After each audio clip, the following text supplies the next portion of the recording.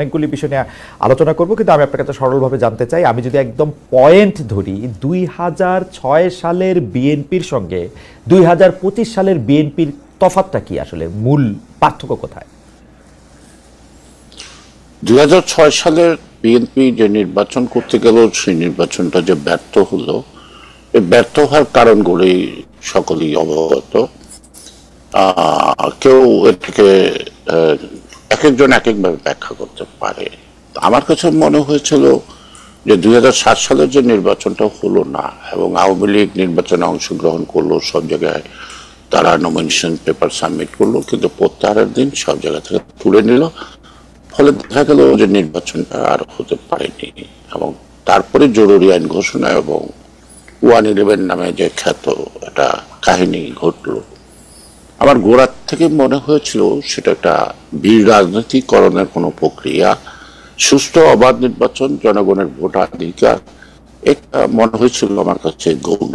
যদিও আমি তখন সরকারও ছিলাম না, আমি বিএনপির সর্বশেষ যুগ্ম মহাসচিব ছিলাম, তো এটা আমার কাছে ধরা পড়লো তাই। এবং তখন তো আপনারা দেখতে পেলেন যে আওয়ামী লীগের নেতৃত্ব দেশে থেকে গেল, এয়ারপোর্টে বলে গেল মানে জরুরি সরকারের সকল কিছু বৈধ করব। তখন তারা কি অবৈধ কাজ করছে তাও জানি না, কেনই বা তিনি বৈধ দিবেন এ কথা বললেন তাও জানি না। পরবর্তী পর্যায়ে দেখলাম যে প্রতিদিনই সাংবাদিকরা আপনার ইয়েতে অপেক্ষা করে, কোথায়, এয়ারপোর্টে অপেক্ষা করে খালেদা জিয়া যাচ্ছেন। হঠাৎ করে আমার একটা কিউরিওসিটি জাগলো, তো আমার তো জানা উচিত। তাই আমি আমার নেত্রীকে টেলিফোন করলাম, ধরলাম, কথা বলার মধ্য দিয়ে আমি ওনাকে একটা কথা বললাম যে আপনি কোন দুঃখে দেশ থেকে যাবেন, কেন যাবেন, আপনার রাজনীতিতে যেমন অবদান আছে, সেই অবদানের পরিপ্রেক্ষিতে জনগণ আপনাকে যথেষ্ট দিয়েছে। তো এই মুহূর্তে আমি কোনো মতেই মনে করি না আপনার দেশ ত্যাগ করা উচিত, আপনি ঘুরে দাঁড়ান, তাতে যদি আপনার জীবন যাক, অথবা জিয়া রহমানের মতো আরেকটা স্মৃতি শুধু বাংলাদেশে হবে। উনি আমার কথাগুলো মনোযোগ দিয়ে শুনছিলেন। সর্বশেষ আমি বললাম একটা কথা ওনাকে, যে ম্যাডাম মনে কিছু করবেন না, আপনার তো মা, আজকে আমরা তো ওনার সামনে তিনু বলি, তারেক রহমান তো পরে, এখন তো তিনিও গ্রেপ্তার হয়েছে, আপনি ছোট ছেলে কুকুরকে নিয়ে চিন্তা আছে, একটু সত্য। তো আপনার মধ্যে একটা দ্বিধা কাজ করতেছে। কি দ্বিধা? আমি বললাম যে এই যে নানা কুৎসা, নানা কথা, নানা রটনা, যত কিছু হোক, আপনার তো সন্তানের মা, মায়ের মমতার থেকে তো সন্তান বিচ্ছিন্ন হতে পারে না। এখন আপনাকে সিদ্ধান্ত নিতে হবে, আপনার যে অর্জিত নেতৃত্ব, আপনি কি নেতৃত্বকে প্রাধান্য দিবেন না মাতৃত্বকে প্রাধান্য দিবেন? আপনি যদি মাতৃত্বকে প্রাধান্য দেন, তাহলে আপনার জীবনের সকল অর্জন বিসর্জন হবে। আর যদি আপনি আপনার নেতৃত্বকে প্রাধান্য দেন, তাহলে আপনি সবকিছু ফেরত পাবেন। এই ঘটনা একটা সময় আমি একটু আপনাকে আটকাই, যে কারণ আমরা এই ব্যাপারগুলি পুরোপুরি শুনতেই চাই, কিন্তু আপনি এই জায়গাটা যদি আমাদেরকে একটু ব্যাখ্যা করতেন, যে আপনি মাতৃত্বকে প্রাধান্য দিলে আপনি সবকিছু হারাবেন এবং নেতৃত্বকে প্রাধান্য দিলে সবকিছু ফিরে পাবেন, সেখানে কি আপনি মিন করেছিলেন যে জনাব তারেক রহমানকে এখন দেশের বাইরে পাঠিয়ে দিতে হবে? না, আমি সেটা মিন করে, তো হচ্ছে জেলখানায়। হ্যাঁ, আচ্ছা, সে জেলখানা। মাতৃত্বকে প্রাধান্যটা আপনি কি বুঝাতে চেয়েছেন, এটা যদি একটু বলেন। আমি বুঝাইতে চাইছি এইটুকু, যে তারেক রহমানকে গ্রেপ্তার করা হয়েছে ম্যাডামকে মানসিকভাবে চাপ সৃষ্টি করা, এবং রাত্রিবেলা বাড়ির মধ্যে ইটা মারা, সেটা মারা, ঢিল মারা, নানা কথা। এমনকি 1.5 মাস পর্যন্ত তার বাড়িতে রান্না বান্না হয়নি, চুলা জ্বলেনি। এবং আরো অন্যান্য নেতারাও তাকে নানাভাবে বুঝাইতে চেষ্টা করছে যে আপনি চলে যান, আমরা সবাই বেঁচে যাব, আমরা আবার আপনাকে নিয়ে আসবো। এই ধরনের মানে চক্রান্তকারী তো নানা চক্রান্তের নানা রকমের নাটক করে, কিন্তু এটা আমার কাছে নাটকই মনে হইল।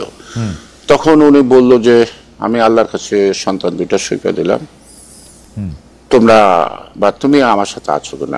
আমি আপনাকে টেলিফোন করেছি, আমি না, সবাই আছে আপনার সাথে।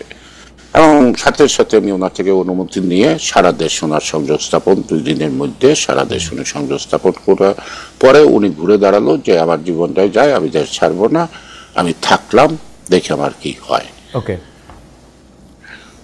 জনাব গয়েশ্বরচন্দ্র রায়, আমি 2006 থেকে 2025 পর্যন্ত বিএনপি রাজনীতিতে কি পরিবর্তন আসছে সেটা একটু ধাপে ধাপে জানবো। আমি আপনার কথা থেকে নিয়ে যদি আমি এটা বলি যে বেগম খালেদা জিয়া, এটা আমরা কিন্তু, আপনি আজকে বলছেন, আমরা কিন্তু এটা প্রমাণও পেয়েছি যে বেগম খালেদা জিয়া কোনোভাবেই আসলে দেশ ছাড়তে চান নাই অনেক প্রতিকূলতা সত্ত্বেও। কিন্তু আওয়ামী লীগ সরকার ক্ষমতা থেকে চলে যাওয়ার পরও জনাব তারেক রহমান যে দেশে ফিরছেন না, সেইটার ক্ষেত্রে কি আমরা একটা স্পষ্ট পার্থক্য দেখতে পাই বেগম খালেদা জিয়া এবং তারেক রহমানের অবস্থানে? অনেকে বলছেন যে তারেক রহমান ভয় পাচ্ছেন, অনেকে বলছেন যে তারেক রহমান অনেক কিছু আশঙ্কা করছেন। তারেক রহমান দেশে ফিরছেন না, এই ফ্যাক্টটা ধরে যদি আপনি একটু বলেন যে এটা এরকম কেন হচ্ছে, মানে উনি আসতেছেন না কেন? উনি আসবেন, যথাসময়ে আসবেন।